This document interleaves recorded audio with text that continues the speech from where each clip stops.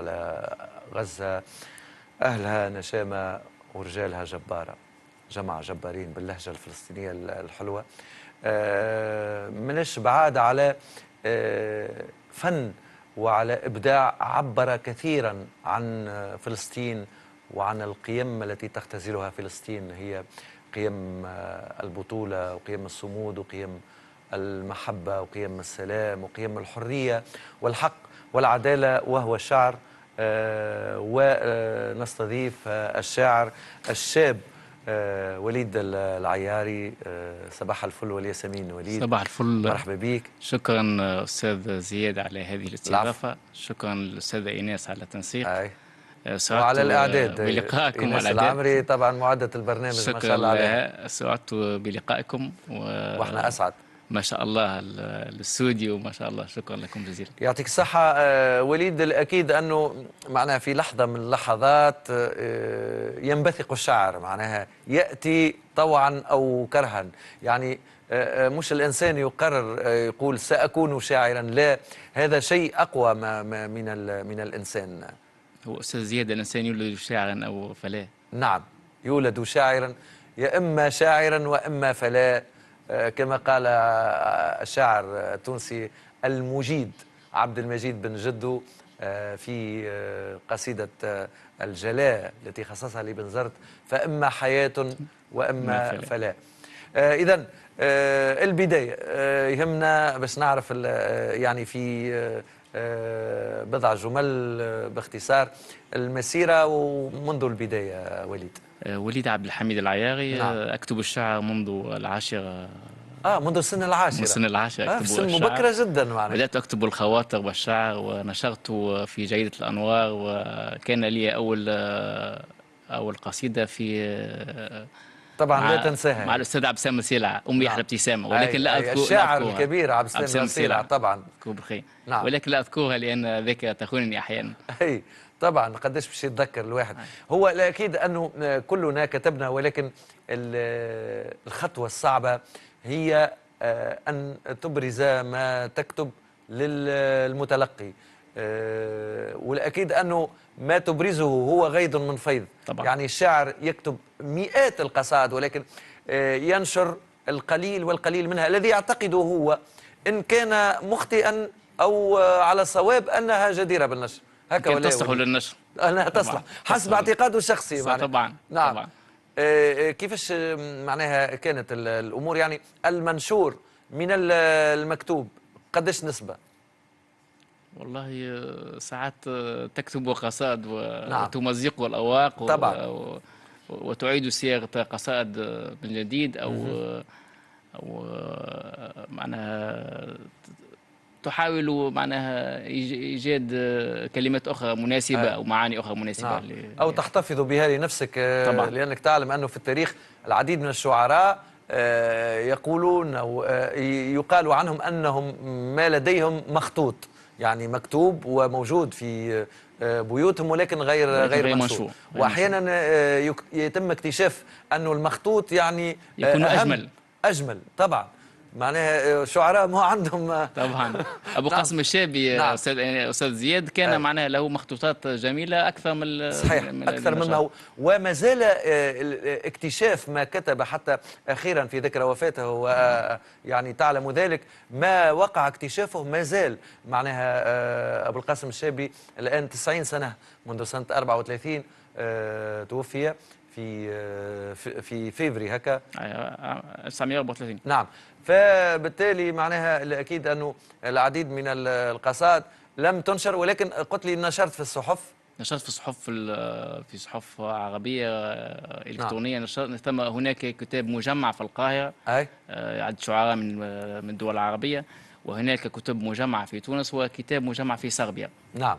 ما للمشاهد أن يسأل ماذا يعني أو ما هو الكتاب المجمع هذا وليد؟ الكتاب المجمع يقع تجميع عدة قصائد من عدة دول عربية لشعراء مختلفين. نعم.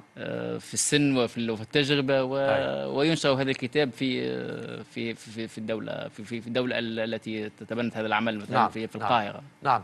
توا في القاهرة يعني شيء بديهي وطبيعي ومعروف، لكن في صربيا كيفاش جات الحكاية في وليد؟ صربيا هنالك صالون في مدينة سليمان، صالون أدبي. صالون أدبي في مدينة سليمان يرأسه الشاعر عبد الله القاسمي. نعم. هو الذي سعى إلى نحت هذه التجارب لنشر عدة قصائد في مجمعات في صربيا وفي اليونان وفي عدة دول في أمريكا اللاتينية. مترجمة؟ مترجمة، هناك قصائد مترجمة وهناك قصائد باللغة الأم. نعم، بالعربية. بالعربية، ولكن منشورة في كتاب مجمع في من عدة دول وعدة نعم. شعراء بلغات مختلفة. بلغات مختلفة. تقريبا هل أحصيت عدد القصائد المنشورة ليك قبل ما نوصلوا إلى البكر؟ والله عديد إلى ما سميته بالبكر. 100 قصيدة، 8 قصيدة. 100 مما كتبت، اللي هي أكثر بكثير. أكثر. وتعاطيت يعني في مجالات الإبداع الأدبي مع الشعر فقط وليد، ولا هناك مجالات أخرى حاولت أنك تأخذ غمارها؟ زياد كتبت في القصة القصيرة. نعم. وكنت رئيس لجنة التحكيم في مسابقة القصة القصيرة في مجلة عربية في العراق. وقعت دعوتك إلى العراق؟ وقعت دعوة العراق، لكن للأسف ظروف التذكرة مكلفة جدا. نعم. وقعت دعوتك ولكن على حسابك، معناها على حسابك. معناها تتحمل مصاريف التنقل السفر. هم معناها هم الإقامة فقط. الجهة الراعية لهذا المهرجان يعني الإقامة والتكاليف النقل على حساب الضيف. نعم. هذا يجرنا دائما إلى العوائق المادية التي تحول دون ممارسة الإبداع و يعني المثابرة في مجالات مختلفة فنية وأدبية وغيرها. سميته يعني قلت لي، مش سميته، هو له عنوان أكيد باش نسألك على العنوان وعلى اختياره، لكن قلت لي هذا البكر. أجل. هذا الديوان البكر. هذا المولود البكر. نعم، المولود البكر الذي انتظرته طويلا وبعد صبر وعناء ومشقة وسهر الليل. احكي لنا شنية نحبوا نوضحوا للمشاهدين أمامنا سيمفونية الوجع. نعرفوا علاش سيمفونية الوجع، ولكن نحبوا نزيدوا نوضحوا المسائل فيما يتعلق بمعاناة الشعراء والأدباء الشبان، خاصة عند أو إبان محاولتهم لنشر ما يكتبون. قلت لي بعد صبر طويل وبعد طول انتظار وبعد. ما هي الظروف التي تحف بمحاولة النشر وليد؟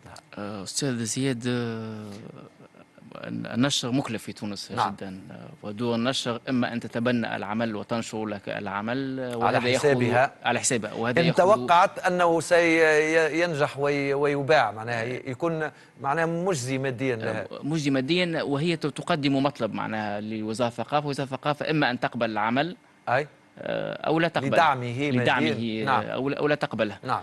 وهذا يحط الإنسان على قائمة الانتظار. طبعا قائمة الانتظار. ممكن من السنة الأولى توافق لك وزارة الثقافة، أو السنة الثانية أو الثالث، أو يرفض العمل كليا. نعم. والعمل مكلف، ودور النشر تكلفك العمل. يعني ممكن 200 صفحة في 200 نسخة تتكلف 1500 دينار أو 2000 دينار. 200 نسخة معناها اللي هو أقل عدد ممكن من أقل عدد ممكن التي طبعا مش بإمكان دور النشر أو مطبعة أن تشتغل على عدد أقل من لا أقل ذلك. لا أقل من ذلك. لا أقل من 200 نسخة. إذن ولكن بعد هذا يعني بالنسبة ليك صار المقترح، صارت العملية فيما يتعلق بدعم وزارة الثقافة ولا لا؟ ما كانش ثم محاولة في هذا والله هنالك محاولة معناها في هذا، والحمد لله تم قبول طبعا هذا يدل على التميز. الحمد لله تم قبول دعم نشر الديوان من قبل وزارة الثقافة، وصدر أخيرا، أعطينا التاريخ. هو صدر في 2023 وأنا أخذت نسخي في جام في 2024. صدر في أواخر 2023 ديوان سيمفونية الوجع للشاعر وليد عبد الحميد العياري. هكا الاسم اللي تعتز به وتحب الحمد لله أنك يعني يكون متداول بين المتلقين. طبعا احكي لنا شوية على الديوان، يعني هل هو مما كتبت من القصائد الأخيرة، وإلا من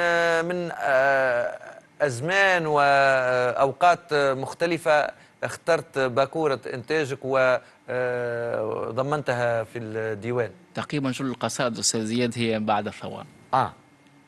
شنو ما الذي تغير بالنسبة لك كشاعر؟ نحكي على المستوى الشعري مش على المستوى السياسي ولا الاجتماعي ولا غيره، قبل وبعد 17 ديسمبر 14 جانفي 2010 2011. بالنسبة على المستوى الشخصي القياحة أصبحت تجود أكثر بالقصائد. نعم. تفاعلا مع الأحداث، تفاعل مع الأوضاع الاجتماعية نعم. والسياسية والثقافية، نعم. والثورة ككل. نعم. أما على المستوى العام هنالك كثرة الكتابات المختلفة، الشعر والقصة والرواية وبروز عدة أسماء. هل هذا إيجابي؟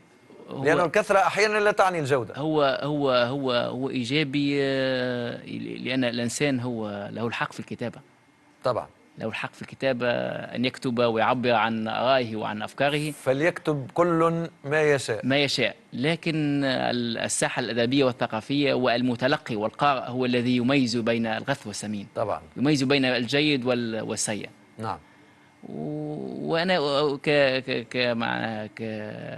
كعندي تجربه معنا في الشعر المتواضعه، اشجع كل الشعراء والادباء الكتاب. سنعود للحديث على الديوان، على سيمفونيه الوجع، بعد ان نستمع الى بضعه ابيات مما ستختار لنا من قصائدك اللي هي في يعني نمط في تقريبا الحر والنثري أجل. هكا بالمزدح المحمول يدويا. وليد لو تكرمت تفضل. نص بعنوان رسالة إلى الخونة والعملاء. هذا إهداء إلى روح الصحفية والإعلامية الكبيرة شيرين أبو عقل. نجمة أفلت ذات دجى، رحلت حيث النقى، احتاقت لتذيء الحقائق بعيون الفجر. سيحزن تشرين وسيبكي أيلول لرحيل ذات الوجه المشرق شيرين. ستأفل النجمات، سينحبس الدمع في عيون الغيمات، ويبلل الندى الحزين خدود الزهرات. شيرين ما رحلت الرجولة والشهامة من بلاد العرب منذ سنوات. نعيق البوم، موسيقى حمل الرفات، تزف الشهيدة حيث عالم الصفاء. شيرين ما رحلت ولكن استوطنت بقلوب الخونة الخيبات. هذه معناها نشرت في أوت 2022 في عدد تفاعلا مع استشهاد الصحفية الفلسطينية الراحلة شيرين أبو عقلة. وهذه القصيدة أيضا بعد إذنك مهداة إلى أرواح الأكثر من 30,000 شهيد، وإلى أرواح مئات آلاف الشهداء في فلسطين، وإلى أرواح الملايين من الشهداء الذين بذلوا دماءهم في المنطقة العربية ومن كل أحرار العالم دفاعا عن الأرض والعرض والحرية والكرامة. وللذين تعرفونهم وتعلمونهم وتشاهدون وجوههم التي لن أصفها على الشاشات في القنوات، والذين للأسف الشديد باعوا ويبيعون، ما هو عنوان لمن وجهت رسالة إلى الخونة والعملاء؟ نقول رسالة إلى الخونة والعلماء وهم يعرفون أنفسهم ونحن نعرفهم. رسالة إلى الخونة والعملاء وهم أنا قلت العملاء وهم يعرفون أنفسهم ونحن نعرفهم. إذن الاختيار على القصائد يعني كيف تم وقديش من قصيدة في الديوان وليد؟ الديوان فيه 32 قصيدة. أيوة. هي كلها تحكي عن الوجع، وعدة أصدقاء يسألونني لماذا تحكي عن الوجع. سبقتني للإجابة، أنا سألتك على العنوان منذ البدء. نعم. والله أستاذ زياد، الوجع موجود في ذواتنا وفي حياتنا اليومية وفي خبزنا اليومي. ويزيد وتقريبا القضية الفلسطينية هي التي أججت هذا الوجع وزادته معنا أكثر وجعا. نعم. دون تعليق، وإلا يعني أحيانا لا تسعف الإنسان الكلمات ليعبر ويفضي بما لديه. مشكور الشاعر الشاب وليد عبد الحميد العياري. كنا بصدد الحوار حول ديوانك البكر كما سميته، سمفونية الوجع، وألقيت على مسامعنا قصيدة جميلة مهداة إلى روح شيرين أبو عاقلة، وكما قلت إلى روح أو أرواح كافة الشهداء من فلسطين ومن كل الدول العربية. رسالة إلى الخونة والعملاء. إلى اللقاء القريب إن شاء الله في موعد أدبي شعري إبداعي لاحق، وتمنيتنا لك بالنجاح والتوفيق في مسيرتك الإنسانية والأدبية شعرية.